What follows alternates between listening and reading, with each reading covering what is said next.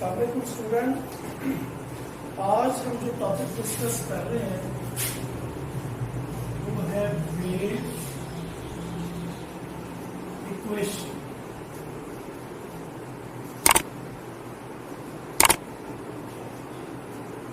Wave equation क्या है? ये बेसिकली रिलेशन है वेलोसिटी,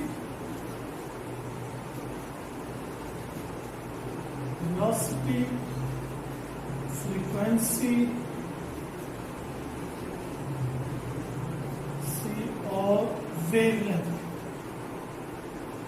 इसकी हम डेफिनेशन पढ़ चुके हैं, वेलोसिटी की भी, फ्रीक्वेंसी की भी और वेवलेंथ। वेलोसिटी को हम रिप्रेजेंट करते हैं v के साथ, जबकि फ्रीक्वेंसी को हम रिप्रेजेंट करते हैं f के साथ और वेवलेंथ को हम रिप्रेजेंट करते हैं लैम्डा के साथ। ठीक हो गया? तो अगर आपको डेफिनेशन है व्हाट इज वेव इक्वेशन, तो आपके टॉपिक की पहली 2 लाइंस जो हैं वो यही है, the relation between velocity, frequency and wavelength is called wave equation. अच्छा जी, आपको पता है कि वेव कैसे जनरेट होती है? हमने वेव की डेफिनेशन के अंदर पढ़ा था कि वेव की डेफिनेशन की पहली लाइन के अंदर था, wave is a disturbance in a medium, कि किसी भी मीडियम को अगर हम डिस्टर्ब करेंगे तो उसके जो पार्टिकल है वो वाइब्रेटरी मोशन करेंगे, टू एंड फ्रो मोशन करेंगे, और वो वाइब्रेटरी मोशन जो है सबब बनेगी, कॉज बनेगी वेव का, वेव को जनरेट करेगी। और वो जो डिस्टर्बेंस हम पैदा करेंगे किसी मीडियम के अंदर, तो वो एक एंड से किधर जाएगी, दूसरे एंड तक। तो वेव असल में डिस्टर्बेंस है मीडियम के अंदर। जब वेव, फॉर एग्जांपल हमने जो एग्जांपल पढ़ी थी, वाटर वाली भी पढ़ी थी, स्प्रिंग वाली भी पढ़ी थी, तो उसमें स्प्रिंग का एक एंड एक फ्रंट स्पोर्ट के साथ अटैच था, दूसरा एंड हमारे हाथ में था। इस एंड को हम अप एंड डाउन मोशन देंगे, तो बेसिकली हमने डिस्टर्ब किया पार्टिकल ऑफ स्प्रिंग। हमने अपनी मस्कुलर एनर्जी इससे ट्रांसफर की, ये जो है स्प्रिंग को, स्प्रिंग डिस्टर्ब हुआ एक एंड से दूसरे एंड तक, और वेव जनरेट हुई। तो वेव एक खास वेलोसिटी से मूव करती है, तो उस वेलोसिटी को हम जो है ना कहते हैं velocity of wave, velocity of wave. तो वेलोसिटी ऑफ वेव को अगर हम डिफाइन करें तो वो ये है v इक्वल d/p, यानी कि डिस्टेंस जो ट्रेवल किया है इस वेव ने, और ये t टाइम है जिस टाइम के अंदर ये वेव एक एंड से निकल गई दूसरे एंड तक। तो आपके टॉपिक की जो पहले 2 लाइन्स है वो तो आगे वेव इक्वेशन की definition, the relation between velocity, frequency and wavelength is called wave equation. अब दूसरी आती है velocity of wave. Velocity of wave को भी उसने जो डेफिनेशन है ये अलग से है, ये इसके ठीक नीचे है। Wave is in fact is the disturbance of a medium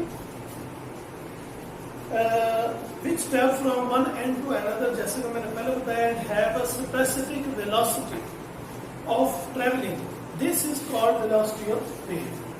अच्छा, वेव तो होगी जनरेट, फॉर एग्जाम्पल ये वेव है हमारे पास,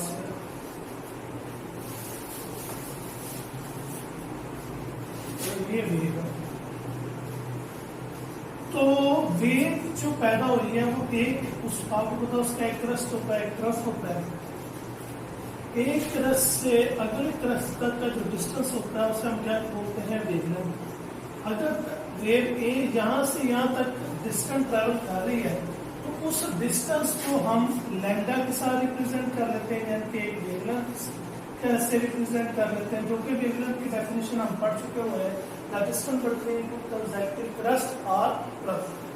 इसी तरह ये जो टाइम लगा है इस वेव को यहाँ से यहाँ तक आने के लिए, उस टाइम को हम टाइम पीरियड से रिप्रेजेंट करेंगे, टाइम पीरियड। टाइम पीरियड को हम रिप्रेजेंट करते हैं कैपिटल टी के साथ। तो ये जो हमारी जो इक्वेशन है वेलोसिटी ऑफ वेव की, जो हमारी इक्वेशन बनी है वो है v पर डी और टी। तो हम रिप्लेस कर देते हैं डिस्टेंस को, इसके इक्वलेंट ले लेते हैं लैम्डा के, और टाइम को हम किसके इक्वल ले लेते हैं, टाइम पीरियड। ये बात उसने इस पैराग्राफ सेकंड पैराग्राफ में बताई है। If time taken by the wave in moving from one point to another is equal to time period, वो टाइम जो एक वेव को एक एंड से दूसरे एंड पे जाने में लग रहा है, उसे हम किससे रिप्रेजेंट करते हैं, टाइम कैपिटल टी से, टाइम पीरियड से। Then the distance covered by the wave will be equal to the wavelength। तो वो जो डिस्टेंस ट्रेवल होगा वो किसके इक्वल होगा, इस वेवलेंथ।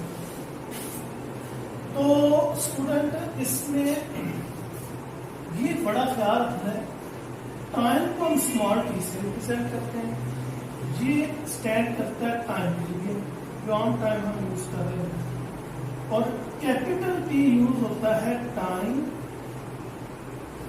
पीरियड के लिए।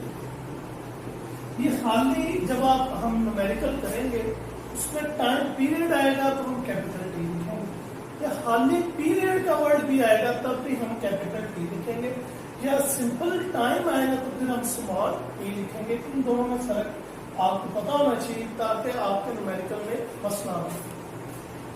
अच्छा जी, हमने एक रिलेशन पढ़ी थी जब हमने डेफिनेशन पढ़ी थी फ्रीक्वेंसी की, number of waves passing through a point in 1 second is called frequency. ये डेफिनेशन हमने पीछे डिस्कस की थी पेंडुलम वाले टॉपिक के अंदर।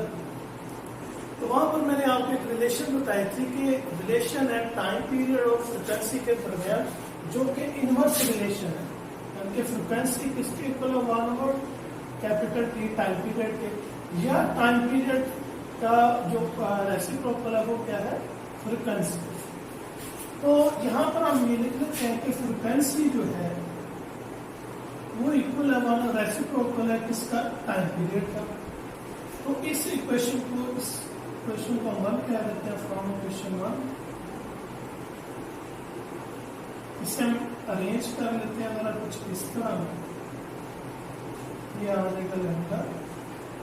हम इसे ऐसे अरेंज कर लेते हैं, v equal 1/t into lambda. तो ये 1/t किसके इक्वल है, जो टाइम पीरियड का जो रेसिप्रोकल है वो किसके इक्वल है, फ्रीक्वेंसी के।